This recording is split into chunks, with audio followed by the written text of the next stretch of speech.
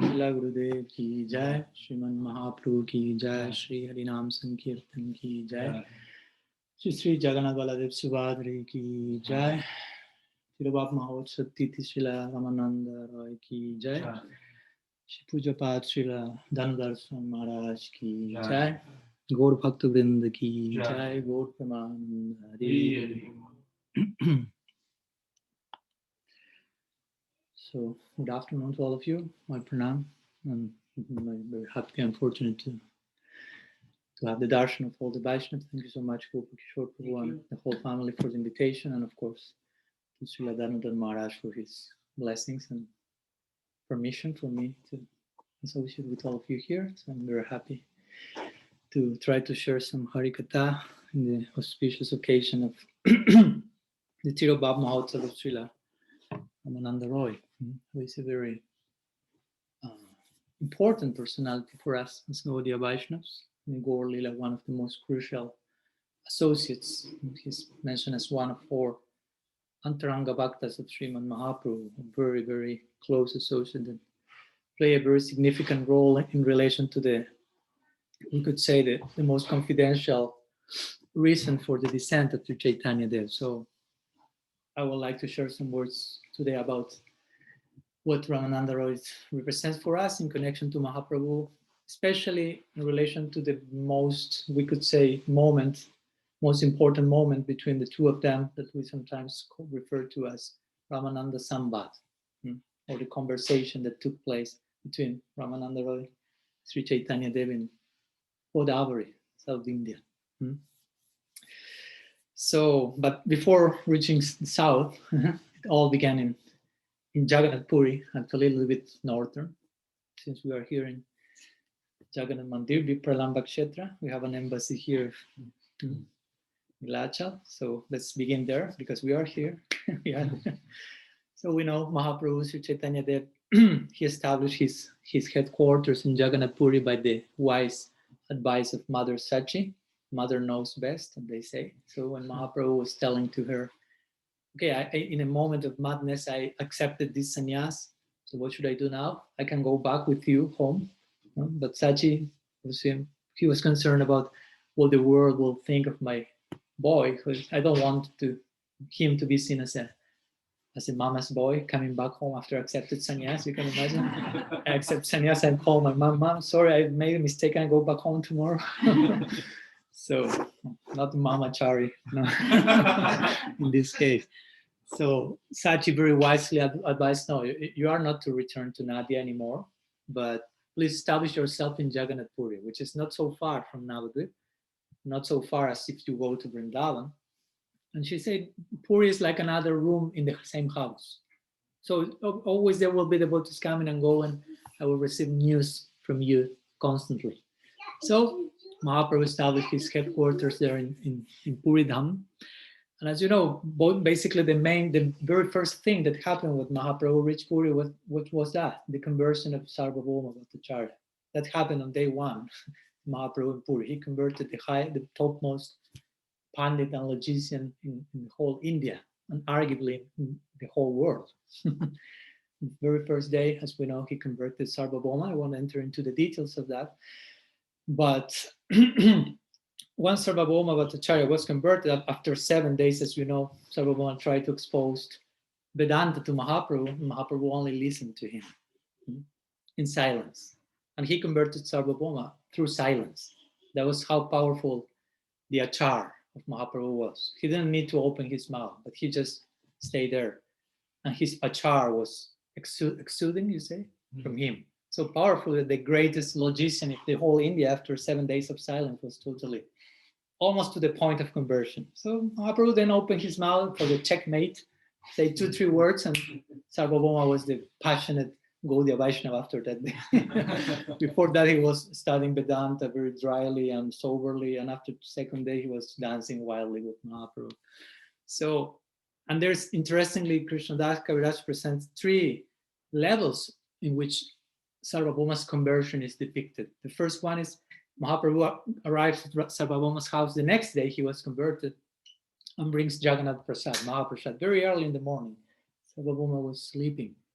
So accordingly to the smart tradition and what Sarvabhauma was following before being converted, you cannot accept Mahaprasad before doing your Sandhya Bandhan and all these morning rituals.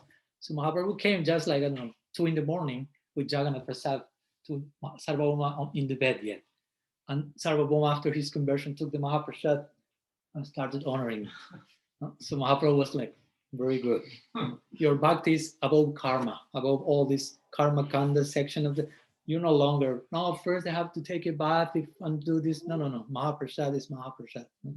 So, first level of conversion of Sarvabhauma, he passed the test of karma. It was not karma, Mishra Bhakti. No? Then the second one was some days after that, Sarvabhauma came like mad to Mahaprabhu, protesting because of one word in the Bhagavatam. Maybe you know the famous verse that te nukampam susamikshtamano kritam vipakam hridbad papuddhi vivadan namaste jiveta jo mukti padesadaya. So this word mukti that is so dear to the Gyanis, Sarvabhauma was one of them some days back. Mukti was all for them. Now Sarvabhauma came with his edition of the Bhagavatam and he crossed off the word mukti and said, I don't like this word mukti. It should say bhakti. No? So Sarvabhauma came with this notion that I cannot even read the word mukti. And Mahaprabhu was, wow, 2 days before you were all for mukti. And now you're just, of course, Mahaprabhu said, you cannot just change the words in the Bhagavatam. And actually the word mukti pade means bhakti, at whose feet mukti resides. So Mahaprabhu gave the devotional explanation, but he was happy. Okay, so Sarvabhauma's bhakti is above karma, was above karma. He accepted Jagannath Prasad, now it's about jnana. He cannot bear the word mukti in an impersonal sense. But there was a third level of test, and this is connected with Ramananda Roy. Some days after, Sarvabhauma approaches Mahaprabhu and says, when Mahaprabhu officially decides, I will go on tour to South India because it's my duty as a sannyasi to travel. But his associates won't let Mahaprabhu travel because they were so attached to Mahaprabhu as a town boy in Nimai, actually. No, the Nitya Siddhas of Mahaprabhu, eternal associates, were not saying Mahaprabhu as a sannyasi. They were saying like, oh, that's why we don't worship generally Mahaprabhu as sannyasi in the altar, because our prospect is not that, although his sannyas is so important for us as sadhakas, ultimately he will be Vishwambar in Nitya Navadvip. So when he said, I will travel to South India because it's my duty as a sannyasi, his associates were not convinced. They said, no, you should stay here with us. But when he said, but I will look for my brother, he said, oh, that's okay. You have some family sensibilities. Yeah, he's a family boy. That's okay. We like that. No? The associates of Mahaprabhu think in these terms. He's one of us. He wants to look for his brother. That's okay. Although Vishvarup, Mahaprabhu's brother, had already departed. So it is said that actually the ultimate reason for Mahaprabhu's touring South India was to meet Ramananda Roy. That will be arguably the most crucial moment in the whole Gaur Lila, as we will see. So in connection to this journey, Sarvabhauma Bhattacharya heard, okay, Mahaprabhu wants to go south. So Sarvabhauma approaches Mahaprabhu and says, do you know what? I will advise you to meet one person called Raya Ramananda. Before, I knew him from some time. He works as a, how do you say in English, like viceroy in the government, yeah. Viceroy. Mm-hmm. He worked as a viceroy in the government of Prataparudra Maharaj. So I got to meet him, Sarvabhauma said, but for me it was a weird fellow in the beginning. But because I was not, Sarvabhauma said, converted to you, I was not a weird fellow. I was too sober, Gyani. Now I'm a weird fellow, a crazy guy singing and chanting. So now that I've been maddened by your mercy, Mahaprabhu, I can understand someone like Ramananda, says Sarvabhauma. So, and I can tell you that you and he have something in common, Sarvabhauma says. So I advise you that whenever you are nearby Godavari, try to meet him. So Mahaprabhu said, oh, this shows another degree of Sarvabhauma's conversion. He acquired a sensibility for recommending sadhu sangha, sajatya sadhu sangha. Mahaprabhu, you should go there. So to say at that moment, Sarvabhauma Bhattacharya also is considered by Mahaprabhu as his Siksha Guru. Mahaprabhu generally has 4 gurus. Diksha Guru, Kesha Bharati, Ishwar Puri, Sannyas Guru, Kesha Bharati, now Sarvabhauma Siksha Guru, and the fourth one will be Ramananda Roy, Raga Marga Guru, as we will see. So the point is, okay, he will start to, and this journey to South India will connect his preaching travelings, his duty as a sannyasi, with the inner purpose of his descent. Remember, Mahaprabhu's main purpose for descending was to taste Radha Bhava. But the external purpose is to disseminate the Yuga Dharma. So these two purposes will be connected in this journey, because as a mendicant traveler, he will preach, but he will meet Ramananda, who will school, if you will, Mahaprabhu into his inner culture of Radha Bhava. So, and for most of our acharyas, this meeting represents like the zenith in the whole Chaitanya Charitamrita. Very, very zenith. Interestingly, Srila Prabhupada, maybe you know about this, but he wrote a longer, let's say, book, I would say, about Mahaprabhu, but one big part of it was called In Search of the Ultimate Goal of Life. Bhakti Gaurav Narasingha Maharaj, he published that because he found this text in one trunk, you say, of Prabhupada's writings in the Radha Damodar temple. He wrote that in 1959, 1 year after accepting sannyas, still in Vrindavan before reaching West. So he wrote the whole Ramananda Samvad in his own words, and he called it In Search of the Ultimate Goal of Life. So you can imagine it was something important for him. And it was there at the background of the whole campaign he started then. So now we described a little bit the stage in Puri. So now from Puri, let's go south. Before going up, before reaching the zenith of Brajalila, let's go. We have to go down. It's one friend of mine said, falling upward. If you want to go up, sometimes you have to go down first. Then you can go up. So let's go to the south. Let's go to Godavari. Godavari is the place in the south where Mahaprabhu met Ramananda Roy. So interestingly, Godavari, as you may know, is the name of a sacred river in India. It's one of the sometimes 7 rivers that you say Ganga Cha, Jamuna Cha, Godavari, Saraswati. So Godavari can mean go da bari. So bari means like main source. Da means to give, like in Spanish, da means give. And go in this case means water. So go da bari could mean one of the main sources of water. Yeah, it's a river. Okay, one of the means. But also, if you take the word go as Veda, as you can, Govinda has to do with also the Veda. Godavari, Srila Siddhar Maharaj says, is that place at which the highest conception, body, bottom, the highest conception of the Veda, Goda, is being presented. And the ultimate converging point of Gaudiya Vedanta, which will be the conversation between Mahaprabhu and Roy Ramananda. It will reach a zenith, it will be the Goda Bari, the highest reaching point of the Veda. So the whole Veda converges into this Godavari. So to make a long story relatively short, we know that eventually Mahaprabhu reaches Godavari and he meets Ramananda for the first time. So Ramananda was a Grihasta. He was born in Sudravarna, interestingly. He was a viceroy. Once on the other side of the scale, you have Mahaprabhu as a sannyasi, it's a Brahmin. So if you really measure the social implications of that, generally at those times, those people won't be mixing with each other. But this was not the case. To say that right at the moment where Mahaprabhu saw Ramananda Roy, of course, again, here you have Krishna himself, and as we will see, Vishaka Gopi ultimately. So re-encountering in the new Leela. So they see themselves and they start to embrace each other and to cry profusely and to pass out eventually. And Ramananda was being carried in palanquin. He was a renowned person in government. So suddenly all the people who were carrying him were like, what's going on between these two? I mean, he's a Sudra, he's a sannyasi. What's a sannyasi embracing a non-Brahmin? If you travel in time and measure the social implication of that, that was really making a statement about what Mahaprabhu's dispensation is about. Sarva dharman parityaja, in one sense. We override Varnashram in one sense, as we will see, in one sense. No? As we will see, Mahaprabhu will say, Ramananda will say, Mahakiba Vipra Kibanyas Sudrakininai.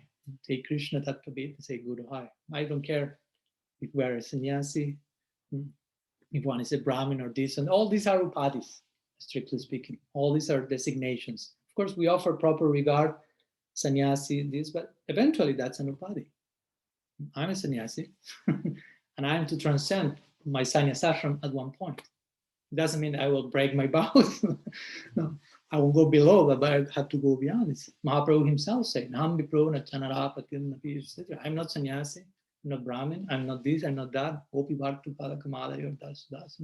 That's my ultimate designation. Sarvopadi vinirmuktam. We have to totally transcend all sense of upadhi, of course, as we will see, in a healthy way, not in a dysfunctional way, like you have to transcend. And transcendence means, for me at least, is integration, not dismissal, because we sometimes got the wrong idea of rejecting stuff and becoming hard-hearted in the name of being transcendental. And instead of becoming devotional human beings, we become, I don't know what. We would like to be devotional superheroes, but first become a devotional human being. That's much more becoming. So the point is that the two of them found themselves, and this so-called Sudra, again, so-called Sudra, Ramananda Roy, was actually Vishaka Gopi appearing in the Gaur Lila as what sometimes is called, Ramananda Roy is depicted sometimes as a Sahaja Vaishnava.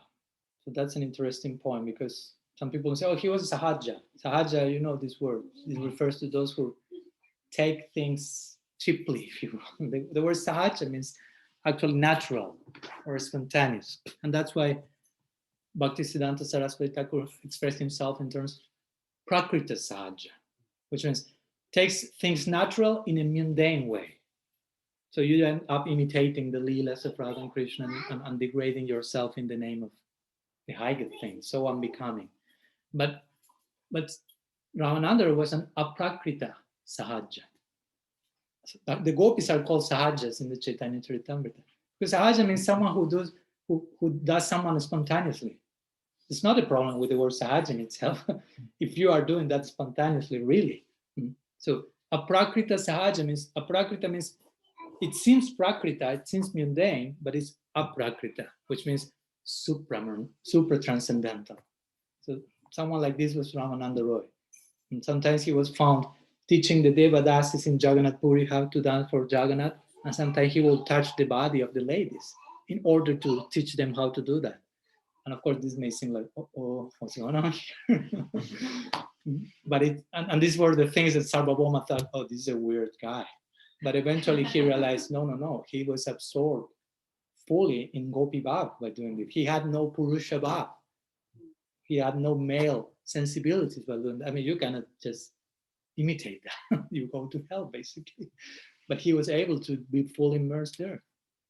So, so one side we have this so-called Sudra being actually an Aprakrita Sahaja, being Vishaka Gopi, and these so-called sannyasis, Krishna himself trying to culture the mood of Radha. He says so-called in the sense that they are much more than what it seems. So this will be a very crucial moment, because Mahaprabhu will be systematically schooled by Ramananda Roy about how to culture Radha Bhav, the main purpose for its descent. And a byproduct of which is the dissemination of the Yuga Dharma. To say that Mahaprabhu was so full in himself, right? Yeah. That it started to overflow, and that started to sprinkle others. And that became his dissemination in this age. That's real, as we spoke the other day with Dhanandra Maharaj. That's real achar and prachar. Prachar implies achar. The word achar is inside the word prachar. Interestingly, pra-achar means a special type of achar. We call preaching sometimes, but actually means prachar, which means you behave in a certain way that becomes immediately like contagious, epidemic. Some people will say Mahaprabhu was, some Indologist historians will say Mahaprabhu was an epileptic. That's the maximum praise they have to say. He was an epileptic who went mad at the end and died. But we have our proof why he was not an epileptic, because epilepsy is not contagious. But whatever Mahaprabhu exhibited was contagious. People just look at him crying, start to cry. Swooning is followed as well. So that's not epilepsy. It's an epidemic, but not epilepsy. It's not coronavirus, but it's Karuna virus. That's the real one, coronavirus. We want that. So, well, the point is that Mahaprabhu's culture of his main purpose for his descent officially starts to, if you will, begin here systematically in this point of conversation with Ramananda, or Ramananda Sambad. Sambad means conversation. It's the highest type of dialogue. You have how do you call it? Jalpa Vitanda. Jalpa Vitanda. Sambat, Jalpa, and Vitanda. Vitanda means this so-called conversation where the two parties only want to defeat each other. They are screaming and don't let the other person speak. Just enter Facebook and you have an example of that. They have you. That's more tamasic in nature. It's so-called conversation. Then you have Jalpa, which means I politely let you speak, but I'm actually waiting for my turn to say my thing, my stuff. I don't care what you're saying, but I'm diplomatic, so yeah, you can speak. And you're looking at the watch like, when's my turn? Ambada or Sambat, it means that conversation where both parties are interested in truth. I don't want to defeat you. I want truth to defeat us, if you will, to reign over us. I want truth to be victorious. So no matter if you are the winner, I am the winner, truth is the winner. So Sambat has to do with that spirit of exchange. And that we find in the Bhagavad Gita. Generally that happens between teacher and student, also sometimes between equals. But we find that Parikshit and Sukadev, Arjuna and Krishna, questions and answers, and real passionate hankering for knowing the truth. Sarvatra Sarvadas, Dhananjay Maharaj was saying last Sunday, looking everywhere and everywhere for the truth with this type of inquiry.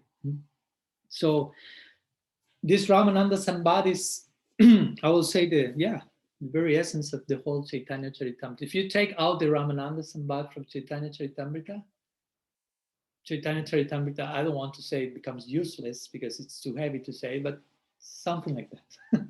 Because, and Berni Acharya have said that, like in the same way you take the Mahabharata and you take out the Bhagavad Gita, Mahabharata doesn't stand any longer, because the whole other parts of the Mahabharata, the intrigue, the politics, the romance, all this relativity to catch our attention and put it on the edge of our seats. What's next? The idea is that you reach Bhagavad Gita. And that was the whole purpose of the whole Mahabharata. So similarly, the Ramananda Sambad is like the Bhagavad Gita of the Gaur Lila.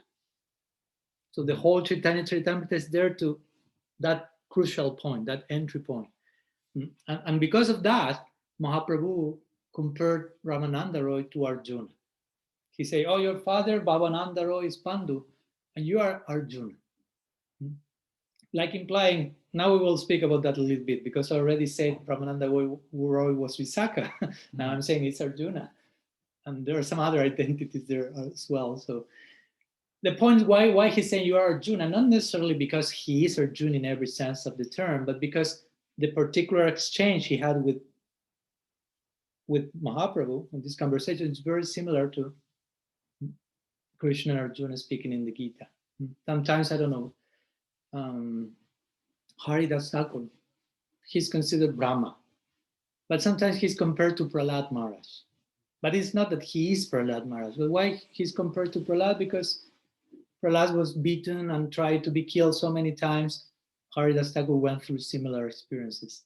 So with that type of idea in mind, sometimes the acharyas compare one with the other. So in this sense, we could say, if we want to take Ramananda as Arjuna, following this comparison, we'll say, okay, Krishna spoke the Bhagavad Gita to Arjuna and wanted to know, did Arjuna really understood the ultimate essence of the Gita? So now, as Mahaprabhu, he's testing Arjuna. Let's see how much you understood from the time we spoke the Bhagavad Gita. So now you will instruct and I will hear. The roles are inverted. Krishna Mahaprabhu is the pupil and he will tell Ramananda, You speak. Let's see how much you. Not like the teachers sometimes tell the student, you give the class today. No? And we will see Arjuna understood pretty well. The reach of the Ramananda Sambhad is really very, very high. So Mahaprabhu will inquire from Ramananda Roy. Interestingly, he will put himself in the role of a student again. Ramananda will act as Mahaprabhu's Raga Marga Guru and will tell him, please instruct me about Sadhya Sadhana Tattva.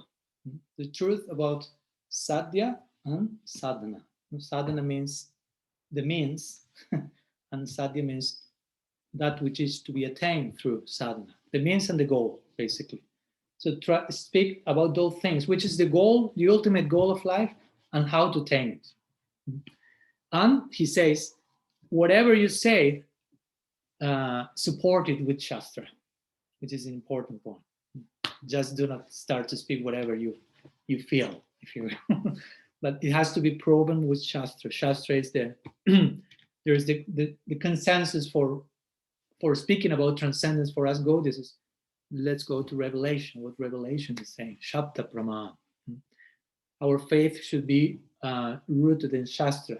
And Rupa Goswami says, Shastriya Shraddha, no Lokika Shraddha. Lokika Shraddha means like sentimental faith. I have some faith, but it's not rooted in Shastra, in what Revelation says. So the question is, it's rooted in what? I don't know, but the idea is that faith should be rooted in Revelation, basically. We will be connected on firm ground there. I have faith on what the sacred texts are saying. On that basis, my faith is built. So Mahaprabhu invited Ramananda to speak in these terms, and Ramananda starts to present different opportunities, different options of the ultimate goal. And Mahaprabhu will say, Eho Bahya, which means that's like superficial, external. Agi kaha ar, go further, like augment that truth. Tell me more. So I will be brief. I briefly touch on some of the things that Ramananda said. This will require like a series of, I don't know, 3 lifetimes or something, not even 3 weeks or 3 days. There's so much to unpack. But interestingly, the very first thing that Ramananda will propose when Mahaprabhu says, okay, what's the goal of life and how to attain it? He'll say, Varnashram Dharma. He will quote one verse from the Vishnu Purana, which generally extols the glories of Varnashram. And of course, Mahaprabhu will say, that's superficial, continue.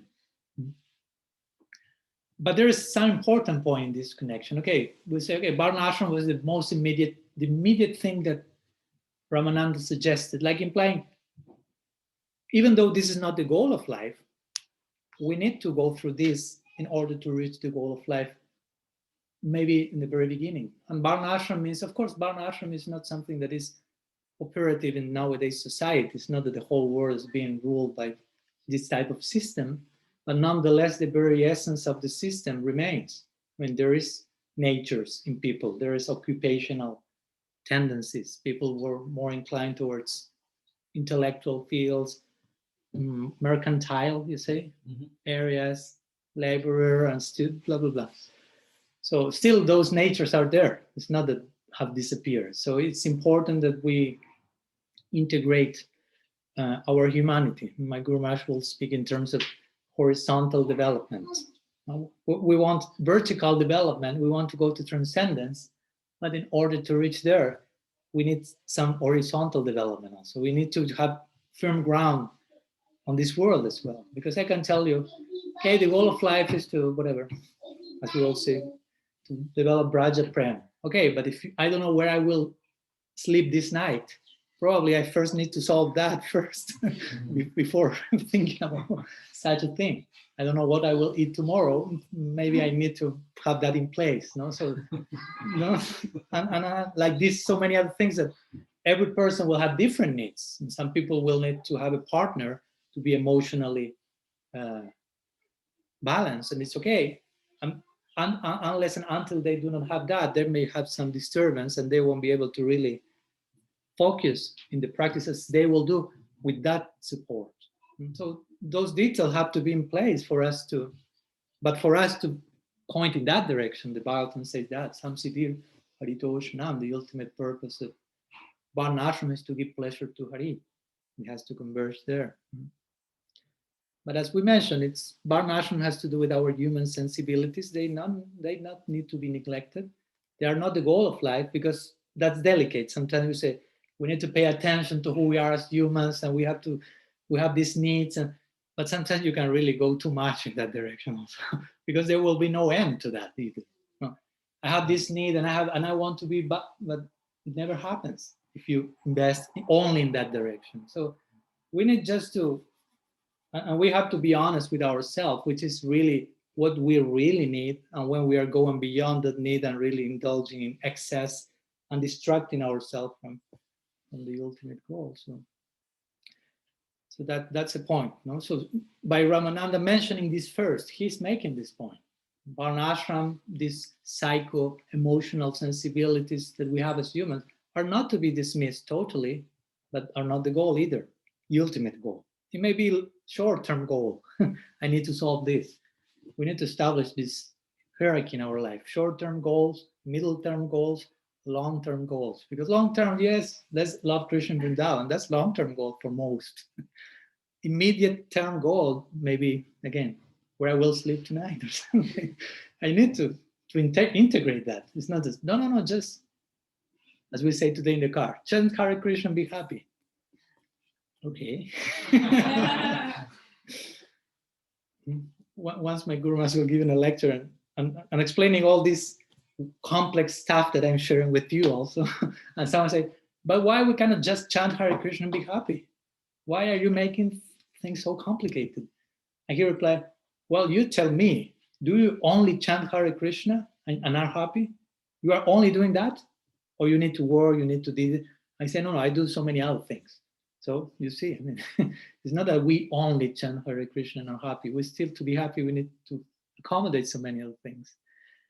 Eventually, we may have that potential, only chant Hare Krishna and be happy. But it's for most a goal to attain, if you will. So as we say today, between the chant Hare Krishna and the be happy, there are some brackets with so many things to consider. So many implications to unpack, big brackets there. So do not forget that thing, because if you try to chant, be happy, you may say, I'm not happy yet, it's not working. You may lose even faith. Oh, this chanting is not working. No, it's working.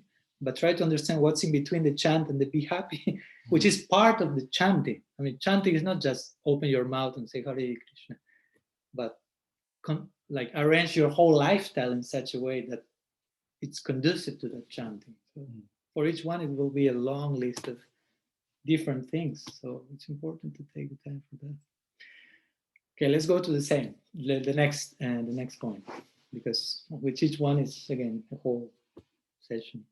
So Mahaprabhu say, continue, augment that truth. So Ramananda will propose then Krishna Karmarpa, which means try to offer the fruit of your activities to Krishna. Sometimes called Karma Mishra Bhakti. Bhakti mixed with karma. So he quotes famous verse from the Gita, Yat karosi, yat dakshinasi, yat yugosi, jajasi, yat tapasi, shikanti, yat kurushma, which means Krishna is saying, whatever you do, whatever you offer, whatever you eat, whatever austerities you perform, whatever, do them as an offering to me. Do them and offer them to me. So it sounds like very high standard. Wow, everything offering to Krishna. But actually, it's not that high in comparison, of course, to the previous verse of the Gita. Patram pushpam phalam tuyam jami bhakta prayachati, and so on. Where Krishna says, offer me everything, whatever, fruit, leaf, flower, whatever, but with bhakti. Two times he says bhakti there. Why is the other verse is inferior? Because Krishna is saying, do whatever you do, offer that to me after doing that. But higher bhakti means instead of doing something and offering that to Krishna, I offer myself to Krishna and I do anything. I mean, not anything, but you follow the difference. One thing is I do something and I don't know where is my mind at that moment, but at the end, Jai Jagannath. It's okay, we have to begin somewhere. But a higher level is I offer myself. I am the offering. That's another level of awareness. The offering is not something different from me. after you offer many things so many times, the result will be you will reach the conclusion, I was the offering. All these plates and incense and things I will wave, all this was actually meant to make me realize I am the one that is to swaha. Swaha means that I offer myself into this fire of sacrifice. So it's an interesting idea. So again, Mahaprabhu says that's not so high. Continue. It's superficial. Continue. Again, for some people it's super high, but Mahaprabhu, superficial. Continue. So then Ramananda will quote another famous verse from the Gita, Sarvadharmam Parityaja, Mamekam Sharanam Braja, and so on, which in this case, he's quoting them in the context of Sarvadharma Tyaga, which means abandon all dharma, accept sannyasa, become a contemplative, which was the popular understanding of this verse at that time. For us, that this verse means something else. Ultimately, this is speaking about the gopis in Vrindavan. They reject all social convention, their own reputation, everything, and just run behind the sound of the flute. Without even, if someone says, but what will they think about their houses? They forgot they have houses. They forgot they have family. They forgot about themselves. Self-forgetfulness in divine love. But again, the popular understanding was sarva dharmam parityaja, reject totally all dharma and accept sannyas. In that time, that was the popular idea. So Ramananda is quoting the verse in that context, how people understood the verse at that time, interestingly. And Mahaprabhu say, that's superficial. Continue. In the sense, again, of that meaning. It's not that for Mahaprabhu, the conclusion of the Gita, this verse, Prabhupada will say, this is the conclusion of the Gita. It's not superficial, but how people was understanding that was superficial. So continue. The goal is not just rejecting all Varna ashram and wandering in the world. So then Ramananda quotes another verse from the Gita, Brahma Bhuta Prashanad Mana Sochatina Kankshati Sanmas Sama Sarvesu Bhutisu Matbhaktim Navati, which is Gyan Sunya Bhakti. Bhakti mixed with Gyan, with the desire of obtaining mukti, of obtaining liberation. I want mukti, but I employ bhakti to help me in that connection, because I cannot obtain mukti without bhakti. You cannot obtain any goal without the help of bhakti. That's mentioned in the Bhagavatam. So Mahaprabhu will say that's superficial. Continue. I'm going a little bit quick because there are so many other stages that we want to reach. When Mahaprabhu starts to say, this starts to be interesting now. The next stage.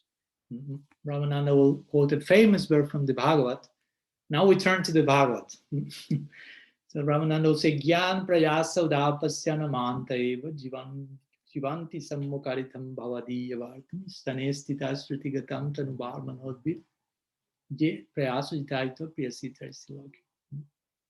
So here Ramananda always proposes Gyan Sunya Bhakti, which means bhakti free from all gyan, free from all desire of mukti, of liberation, bhakti for bhakti's sake.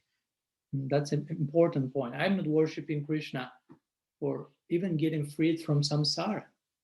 Bhaktivinoda Thakur calls, if your bhakti points to mukti, he even makes a point, that's an anartha to be eradicated. When he presents the different anarthas in Bhajan Rahasya, so one of them is desire for mukti. And he doesn't necessarily mean mukti in an impersonal way, any type of mukti. He says, in our school, still that's a separate desire. I want something. I want mukti. So I want. No, I'm interested in what you want. I remember once one devotee approached Bhakti Gordon Narsingha Maharaj, said, Guru Maharaj, yes, I want to tell you something. Yes, tell me. I want, stop. No. Wrongly formulated the sentence. Begin again. You won't go to the higher plane with, I want. But the question, my question will be, what do you want? How can I serve? Kinkara, that's the very word kinkara. Mahaprabhu said, Adinanda Tanoya Kinkara. Kinkara means servant, but Kinkara means Kim Karomi. Kinkara means Kim what? Kara, do. What can I do? That's very nice how Sanskrit works. The word servant etymologically means, what can I do? That is this disposition of a servant. How can I serve you today? That's the only question. Prabhupada once said that. That's the only question the disciple has for the guru. How can I serve you? Of course, there are many other questions, but all of them inside that question. Because if I make some question outside of the context of how can I serve you, why you're making that question? Out of curiosity, just to entertain your intellect a little bit. It all should converge in how can I serve you better? So here Ramananda presents this idea: bhakti for bhakti's sake, not interested even in liberation. So Mahaprabhu says, okay, now we are going somewhere. Till the point Mahaprabhu saying superficial, reject, continue, superficial. Now Ramananda say, reject gyam prayasa udapasya, totally rejecting the search for mukti through yam. We engage in bhakti. Okay, that's nice. Elaborate on that foundation. That's a good foundation. Let's go on. So now Ramananda will turn to Prem Bhakti. And he will quote a very nice verse from Srila Rupa Goswami's Padyavali. Krishna bhakti rasa bhavitamati kriyatam yadi kutopi labhyate tatra laulyam apya kalam molyam janma koti sukritam labhyate. Srila Prabhupada, this is a very nice verse, which Srila Prabhupada liked so much. Actually, we say that the other day. When I named my society, International Society for Krishna Consciousness, the concept Krishna consciousness that was so much used by him came from this verse, we say. Came from this first line, especially. Krishna Bhakti Rasa Bhavitamati, which means when your intelligence is drenched in Krishna Bhakti Rasa, Kriyatam Yadikuto Pilabhyate. Tatra Laulem Apikalamulyam Jammakoti Sukritana Labhyate. If you want your consciousness, your intelligence to be deeply engrossed in Krishna Prem, that won't be attained even by hundreds of millions of births of performing pious actions. There's only one price to pay. That means lowlyam, it says, greed. Whenever you find that greed for that type of love, go there, no matter what, no matter the form it takes. So this verse describes Prem in the context of Raga Nuga Bhakti. So Ramananda represents this notion to Mahaprabhu. Prem in the context of Raga Nuga Bhakti. Interestingly, Prabhupada names his society after that verse which speaks about Prem in the context of Raga Nuga Bhakti. So that was Krishna consciousness. Because sometimes we may get accustomed to use terms. Krishna consciousness, but what does it mean, Krishna consciousness? Where does it converge? The final point of what Krishna consciousness for Srila Prabhupada ultimately. So that's nice to have in mind how it should be developed in our own life. So he will say, okay, this is Prem. Mahaprabhu said, that's nice, but continue. That's interesting because generally we say, the goal of life is Prem. Yeah, but still the idea of Prem it's abstract. Because if I tell you, okay, the goal is Prem, you may ask me, okay, which type of Prem? So many types of Prem. I mean, if you say Prem already, you have reached somewhere, but still, which Prem? Vaikuntha Prem or Lakshmi Narayan? Prem like the one Hanuman has from Ram and Ajodhya. And someone said, no. Prem for Krishna Prem. Okay, so I will ask you, which type of Krishna Prem? Which Krishna? Krishna Vrindavan, Mathura, Dwarka. And you have all these destinies, these possibilities. All of them correspond with the type of Prem. When we say Mathura, Dwarka, Vrindavan, we are not only speaking about geographical locations, we are speaking about levels of Prem that correspond with a particular location. So you may say, okay, Braja Prem. Okay, Braja Prem. We are getting somewhere. So which type of Braja Prem? Mahaprabhu came to give mostly Charibhav, and that's Sakya, Vatsalya, Madhurya. Which of all these four? So let's say someone says Madhurya Prem, but not be racist. Remember the term the other day. There are possibility for more. But let's say someone says Madhurya Prem. Madhurya Prem for Krishna Vrinda. We don't want to be racist in the context of rasa. Don't be racist. No? So Madhurya Prem. Okay, someone will like, okay, which type of Madhurya Prem? Swakiya, Parakiya, Okay, Parakia. Of course, it's not that you choose like this, like if you go to the supermarket, like, okay, give me Parakia. All this will come out of its own accord by Sadhu Sangha, but I'm just presenting the idea. So Parakia Prem, okay, which type of Parakia Prem? Rupa Goswami mentions this, two options, Sambhogi Chatmika, Tat Tat Bhavi Chatmika. The one that you want direct romantic service union to Krishna, or that you will serve a Naika or a Juteshwari, a group leader, lady lover, and you will attach herself and have a vicarious experience of what she's experiencing in her service to Krishna, which is mostly our tradition, as Manjari Bhav serving Sri Radha. So one may say, okay, that one. That Bhavi Chatmika called sometimes Manjari Bhav Bhaulas. So then, okay, so under the shelter of which group leader? You want Chandravali's group? I don't think so. Okay. Shirada's group? Okay, Shirada's group. Okay, and which will be your group leaders in Manjari? As a Manjari, you have so many groups as well. Rupa Manjari. So my point is, from the idea of Prem, we got to so much specific detail, and that's, I mean, if you say I want Prem, you won't get anywhere just saying I want Prem, because all these questions will come. So my point is, Ramananda say Prem, the goal of life. Mahaprabhu say yes, but still we need further specification. So let's go into details. So of course, Ramananda will continue. We'll start to describe in detail Dasya Prem, Sakya Prem, Vatsalya Prem. I'm jumping quickly now here, unfortunately, so much to say.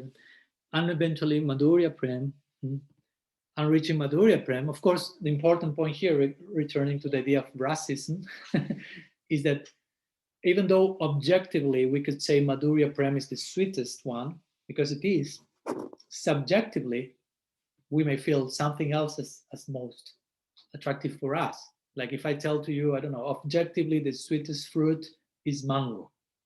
I don't know if it is, but it may be. So objectively speaking, that's the sweetest. But you may say, okay, but my favorite fruit is apple. It's okay. You don't like sweet that much. No problem. You follow. So someone may say, okay, I accept Madhurya is the sweetest, but someone may say, but I feel more inclined towards Sakya Bhav. And Krishna Das Kaviraj Goswami says, each devotee will feel that their own affinity for Krishna, if we speak about real affinity, of course, not imagination, every devotee will feel their affinity for Krishna is the best. For themselves, of course, not trying to impose that on others. He said, every devotee will feel their affinity for Krishna is the best, and every devotee is correct. Subjectively, this is the best for me. Correct. This is the best for you. Correct. The problem is when I say this is the best for me, and this should be the best for all of you also. Not necessarily. Then we enter into the danger of fundamentalism and all this stuff. So the point is that Ramananda starts and reaches the point of describing the glories of Madhurya Prema. So Mahaprabhu says, can you continue developing this idea? So Ramananda always say, until today, nobody ever asked me to continue further after this. Like implying, who are you? And of course, Ramananda has something to say and he will continue. Nobody asked me this and nobody in the religious history asked more than this. But Mahaprabhu is asking. So Ramananda will continue describing the glories of Radha Prem inside the concept of Madhurya Prem, and how Bhagavan himself is conquered by her, interestingly. The Purna Shaktiman, the supreme energetic source, is totally trapped in the loving embrace of Sri Radha to the point that he falls to her feet and starts to serve her. And this was nicely poetically depicted by Jayadev in his Gita Govinda. Dehi pada palavam udharam, famous line. He was writing the Gita Govinda, and at one point comes this idea of writing Dehi pada palavam udharam, which means at this point Krishna falls to the feet of Sri Radha and puts his head on her feet. And Jayadev said, what's this idea? Nobody said this before me. I think I'm writing too much. I will take a break and I will have a walk because I'm some particular ideas are coming to me now. So he didn't write that. And he left his pen there and went for a walk. And when he returned, as you may know, his wife was eating, having lunch. And he said, why did you have lunch without me? And she looks at him and said, what do you say? I mean, you came after like half an hour from your walk and we already have lunch and I'm finishing. And they say, no, I'm just coming. So he looks at his room, what he had the bamboo barks or something where he was writing, and it was like open. He had left them closed. It was open. So he went there. And this line that came to his mind or heart, Dehi Pada Palabam, he said, I won't write this. It's too much. It was written there. Mm-hmm. So he realized Krishna himself came as myself, as Jayadev Goswami. He wrote the line to confirm, yes, I put my head in her feet. That's the glory of Sri Radha. It says that once Sri Krishna was in the intimate service of Sri Radha along with the gopis and the manjaris, and at one point Sri Radha enters into Bhamya Bhav and starts to give orders to Krishna and says, okay, now you decorate my feet and paint it with lac, you say? Red lac? You say that in English? Lac. This red painting on the feet. Okay, I think they say lac. Maybe I'm mistaken, but well, with that particular ingredient. So Krishna takes like a peacock feather, and with the other extreme of the peacock feathers, he starts like to take the feet of Sri Radha on his feet and starts like to try to write something, and it starts to tremble. He cannot do anything. And Sri Radha tells to the managers, he doesn't know how to do this. He's not a good artist. You do it. No, Krishna, please, one option, one more opportunity. And so he starts to, and he starts to write his own name on the feet of Sri Radha. And he starts to write Krishna. And his conclusion is, oh my God, my name is more fortunate than me, Krishna says, because I would like to eternally reside under the shade of her lotus feet, but I cannot do it constantly. But my name is able to do so. So that's why we say Krishna's name is higher than Krishna himself. Sri Harinam Prabhu Ki Jai. So the point is, going back to the topic, the glories of Radha Prem is established. And then Mahaprabhu starts to, there are some other things in between. And Mahaprabhu says, but can you say something more? Just in case there is something more. And Ramananda said, yeah, there is something more. There is something more. I don't know if you will like it or not. Let's see. And this is called Prem Vilas Vivarta. So Prem Vilas Vivarta means to that moment in which Sri Radha and Krishna meet each other, and in their loving union, they kind of switch identities. And one is so much identified with the other that Radha starts to feel herself as Krishna, and Krishna starts to feel himself as Radha. And that's described in the Rasa Shastra. Prem Vilas Vivarta. Vivarta means like bewilderment. So a bewildered condition where the two of them switch, if you will, their sense of identity, exchanging of roles, if you will. So one may ask in this point, interestingly, well, if Krishna is switching roles and feeling himself Radha, why he appears as Mahaprabhu to taste Radha Bhav? If he already is doing that in the Krishna Lila. But that switching of role is not the full measure of the experience of who Radha is. It's just some particular experience of her from one vantage point. But as Mahaprabhu, Krishna wants to have the full experience, the full meal, if you will. And that's why Shyam Krishna descends as Gaur. They say here use this expression, the new black, right? So we say golden is the new black. We say here, Gaura is the new Shyam. Shyam now is coming as Gaur to taste Sri Radha's Gaurangis Bhav. So the point is, this experience, the point is, the feeling in love is we want to become one, not in a monistic way, but when you love someone, you want to become one with that person in the ideal, in the interest, and dynamic union. Again, we don't want to lose the identity, but you want to have some kind of union. So Radha and Krishna want to become one, But when they merge, if you will, in each other, Krishna feels himself Radha feels herself Krishna. So still there are two. Love is about becoming one. As my Guru Maharaj will say, if I love you, you and I become we. No? Some unity, we. There's no longer you, I. Kavi Karnapur will say that. He will paraphrase Sri Radharani himself and say, she will say, those who say, I love you, do not know anything about love. Because if you say, I love you, still they retain these separate two identities. While love has nothing to do with I, you, but try to become we.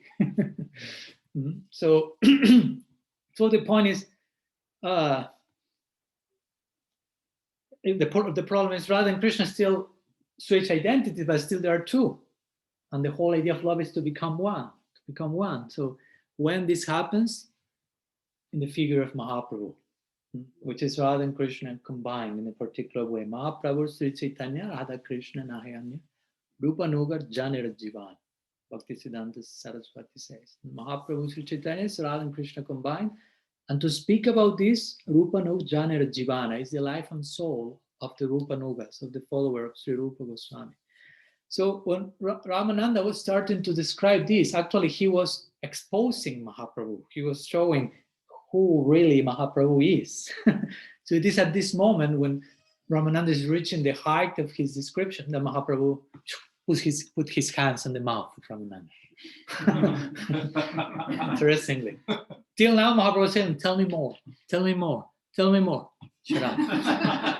You are speaking too much. This is too much. This is too much. And that silence spoke louder than millions of mouths, if you will. Gopal Champu described this silence like the highest state of communication where nothing needs to be said. When there's this intuition that everything is clear in place, do not agree in the moment saying anything.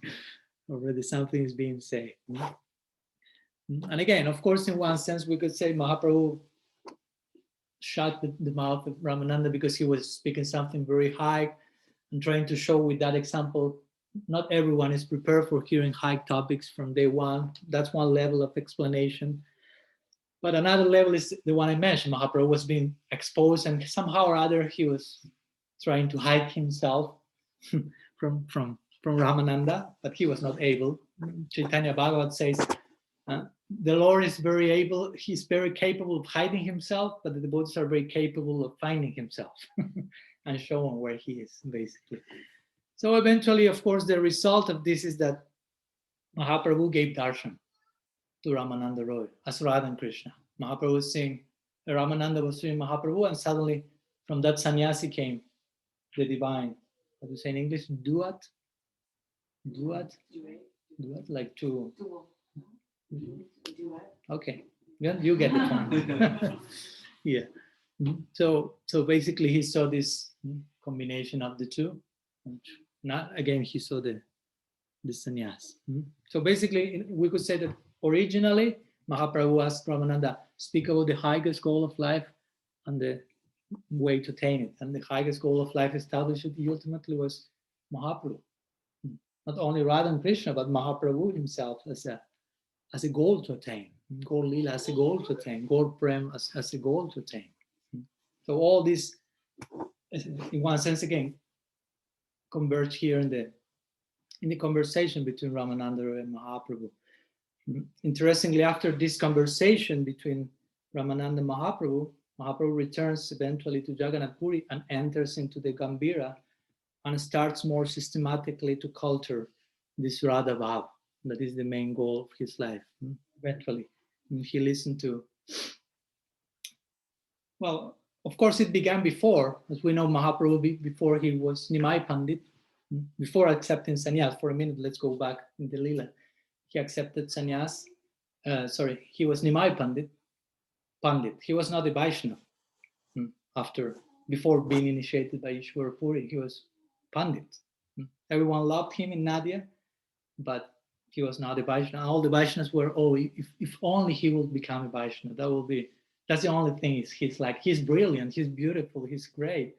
but he's not a Vaishnava. He's all day long doing bullying to the Vaishnavas and Nadia, and inviting them to debate and wanting to play grammatical tricks and all this stuff. So, but at one point, he rejected that panditness, if you will. He showed gyan, knowledge, is mundane. This is this famous story. We have some minutes, no problem. Yeah. Yeah. We have eternity. So once Mahaprabhu was in a boat with one disciple of Sarvabhauma, I think Raghunath Shiromani was called, and Mahaprabhu was a pandit at that time yet. So this Raghunath Shiromani told Mahaprabhu, I want to become the highest pandit in the world. Okay, Mahaprabhu said. And say, I've written a book for that with that intention. And he showed it to Mahaprabhu. Mahaprabhu said, okay, by the way, I also wrote one book on logic and grammar. He didn't write anything, but he just manifested one book from his pocket and gave the book to this other pandit. So the pandit started to read the Mahaprabhu's book of logic and vyakara and grammar, and he started to cry. So Mahaprabhu said, why are you crying? It's a book about grammar. I mean, it's not a very emotional thing. It's like he said, no, I'm crying because I want to be the topmost pandit with my book. By reading your book, I realized I won't be the topmost pandit because this book is better than mine. And Mahaprabhu said, oh, that's your concern. Give me my book. So he took the book and he threw it to the Ganga. He said, now you can be the topmost pandit of the world. I need to say that he became the most well-known pandit in India, even in the Encyclopedia Britannica, his name. So with this, Mahaprabhu said, knowledge, throw it to the Ganga. That's nothing compared to bhakti. So eventually he went to all these stages, rejecting knowledge, accepting bhakti, becoming a Vaishnava, accepting sannyas, going to Puri, hearing Bhagavad Gita from Gadadhar Pandit, and eventually reaching this point of Godavari and being instructed by Roy Ramananda. And interestingly, again, after this instruction with Roy Ramananda, Mahaprabhu will ask him, please, I'm going to Puri, back to Puri, join me forever there.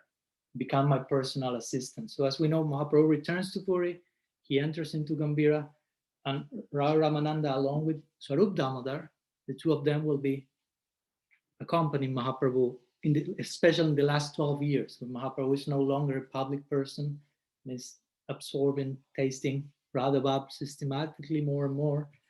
And at that point, Gadadhar Pandit cannot be there, but that's another topic. I'm going too much. But, because Gadadhar Pandit is Sri Radha in Gaur Lila. And Radha is giving her own bhav to Krishna as Gaur more and more. And there is a point when Radha will, in the form of Gadadhar, will disappear totally into the background, in total Gopinath. And Mahaprabhu Krishna will be tasting along with Radha's closest friends, Lalita and Vishak, in the form of Swarup and Roy Ramananda.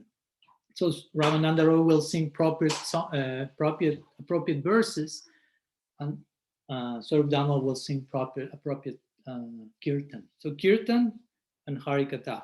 Kirtan and harikatha. These two are there accompanying Mahaprabhu. These two are crucial. Kirtan is connected with Nam and Krishna, and harikatha is connected generally with Sri Radha. Bhaktisiddhanta Saraswati Thakur say these things. Now, you have to have the two of them together. Harikatha and Hari Kirtan. If you only have Kirtan with no Harikatha, it's like having Krishna without Radha. Which Krishna is that one? Srila Prabhupada will say, Krishna is beautiful, but he's not that beautiful without Sri Radha. Like implying we want the two together, basically. That's the idea. So in this way, Ramananda accompanied Mahaprabhu to the very last day of his presence in this world. And today we are celebrating actually Ramananda Roy's Tirobha, disappearance days. There's not too much information about how he disappeared.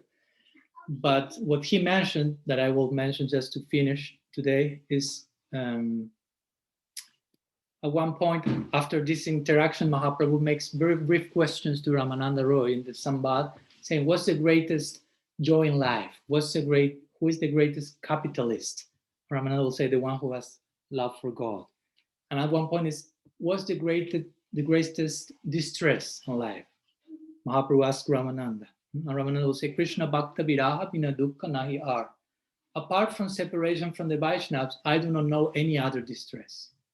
And of course, then he said, what's the topmost joy? To be with the Vaishnava.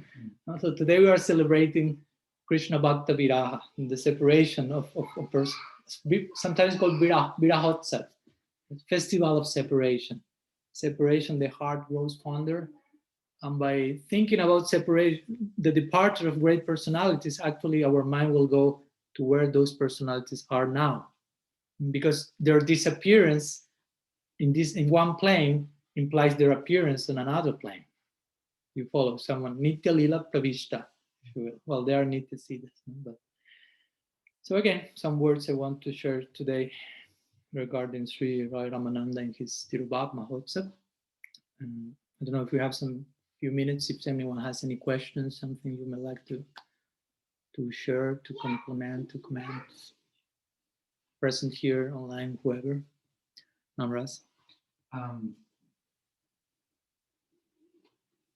Ramananda Roy presented Varnashram as the first thing, and then Mahaprabhu said that's external, say something more. So why is it that we know that when Prabhupada was leaving this world, they asked him, he said that something that I regret is that I have not established Varnashram to the fullest.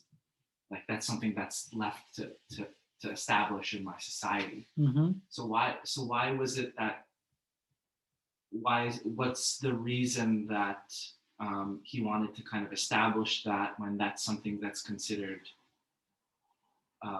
external or something that's not the highest thing?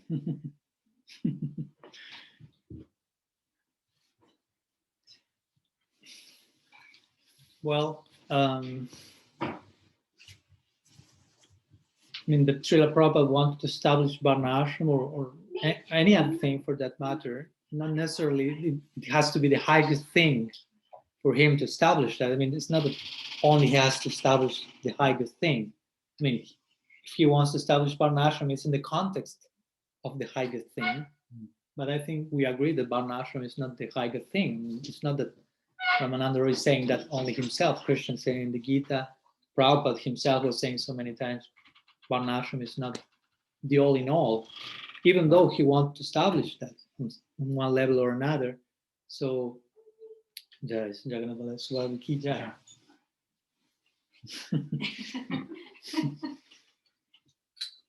Yeah. He will be a good pujari for sure. He's already further and further. So my point is that what's the most important thing? Sometimes maybe you have read this type of thing, devote some compile what Prabhupada say about the most important thing. And there are so many things he say about what's the most important thing and so many different things he's saying.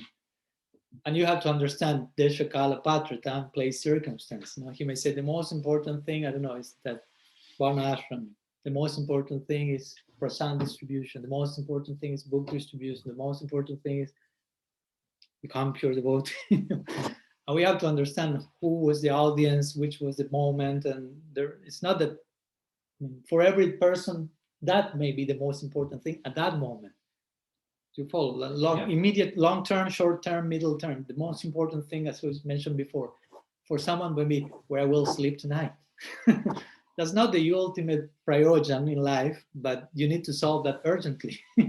So the Acharya may speak strongly about that, like in such a way that you feel this is the all in all. It's not maybe the all in all, but they will make that emphasis because they want you to embrace that idea that you need now. So Prabhupada may have, of course, this is my opinion. You are asking my opinion. I'm not trying to impose this on everyone, but Prabhupada himself, it's not that he always said Varnashram is the topmost thing. And he didn't even say that at that moment. He just said, I regret that I didn't establish that in a more expanded way. And of course, we know Prabhupada was... The deities are speaking. That should happen someday. Remember, someday you say, oh, it was my son. No, there was no son. Your archana should progress in that direction. Someday it's like, whoa. Bring me salt. Yeah, like we spoke the other day. Huh? You have salt. And you'll tell him, let's nothing goes wrong. I don't have salt. Yeah. I told you, it's only what I have. So Prabhupada was a really empowered personality. So I will say that in his empowerment, I mean, he had a very epidemic vision, if you will, of Krishna consciousness, like flooding the whole planetary system, and due to being surcharged with such empowerment. So that took him also to think in terms of, let's bring the whole Varna ashram system back into the world, which maybe in practice now, after so many years, we may realize it may not happen. And it not necessarily has to happen, at least in every single sense of what we think it's a Varna ashram. That's my point. I don't think that Prabhupada was overtly concerned with the external form of how the Varna ashram will, but which is the very essence of the Varna ashram. Again, we should think in terms, essentially speaking, always. But what's Varna ashram? It means you will be located in society according to your nature. You will have some occupational, how do you say? It's like, yeah, it's like occupational therapy. According to your nature, you will be engaged in society. According to your Varna, your ashram. That can happen still. Of course, if the whole world becomes Vaishnava, that will be applicable to the whole world. Not necessarily the whole world will become Vaishnava. At least personally, I do not think so. And it shouldn't be a problem. That's another point, because sometimes the devotees may think, unless every single human being on planet Earth becomes a Gaudiya Vaishnava, we are failing. There's something else to achieve. That won't happen. I mean, and I'm not saying that to stop preaching, therefore, I'm not saying that, but the point, Haridas Thakur said that to Mahaprabhu, say, oh, what will happen when all these living entities will become liberated by your grace? Mahaprabhu said, oh, no problem, there are unlimited living entities that will fill again the planet. Like implied, it will never happen that everyone will free it, everyone will be in Vaikuntha, and the material creation has no meaning anymore. You follow. There are unlimited universes, unlimited jivas, unlimited everything. Of course, it doesn't mean, okay, so let's be lazy and do not try to help anyone. No, it's not that point either.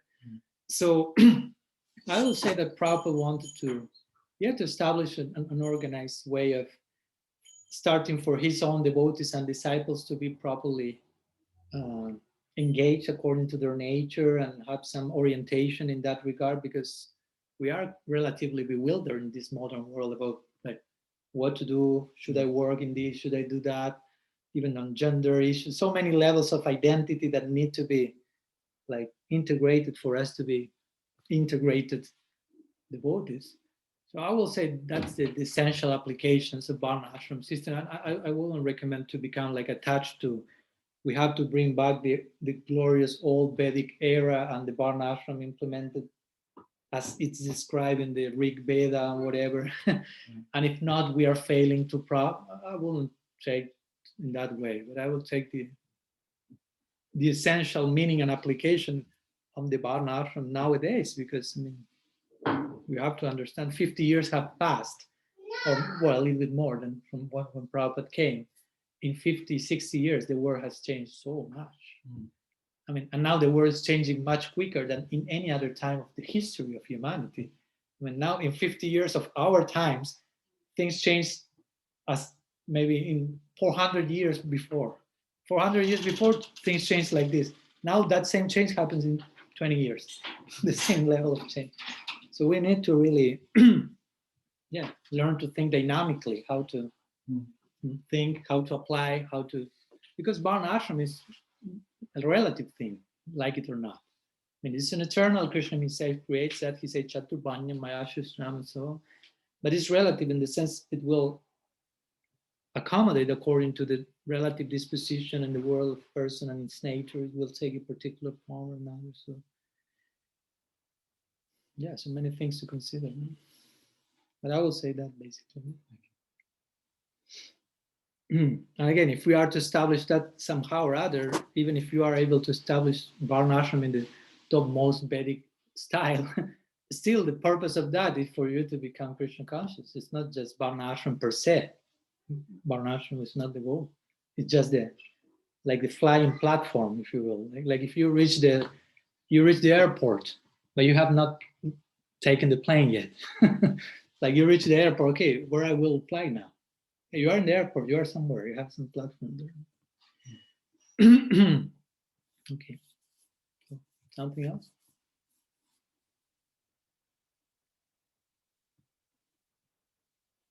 Okay, I think we can leave here. We can do some little kirtans. Yeah, okay. Srila Gurudev ki jai, Sriman Mahaprabhu ki jai, Sri Harinam Sankirtan ki jai, Shri Raya Ramananda Tirobha Mahotsava ki jai, Shri Jagannath Baladev Subhadri ki jai, Srila Danudhar Maharaj Swami ki jai, Gaur Bhakta Vrinda ki jai, Gaur Premananda Vancha Kalpatarubhyascha Kripa Sindhubhya Vacha Patitanam Pavanebhyo Vaishnavebhyo Namo Namo Ananta Koti Vaishnava Vrinda ki jai, Gaur Hari.